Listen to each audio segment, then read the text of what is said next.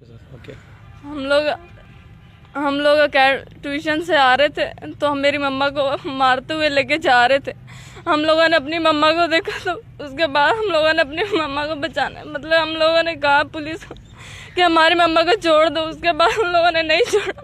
उन लोगों को पता चल गया कि मेरी मम्मा हम लोग को मारते हुए लेते गए। फिर उसके बाद एसएचओ ने हमारी इतनी गंदी गालियां निकाली जो सुनने लायक नहीं थी। हम लोगों ने कार वाले कर ली। इतना उन लोगों ने बदतमीजी के साथ हम लोग को लेके गए। हमारी मम्मा भी लापता है। हम लोग को अपनी मम्मा भी चाहिए। हम लोग हमारा तीसरा दीवार के साथ हम लोग मेरी बहन को घर से निकाल के लेके गए।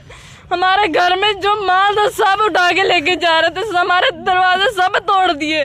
उन लोगों का कब्जा था जहाँ तक वहां तक रहते, आगे तक आ गए, इतनी आगे आ गए। सारे घरों पे कब्जा कर दिया, हमारा सारा सामान जला दिया। हम गरीबों के लिए और क्या।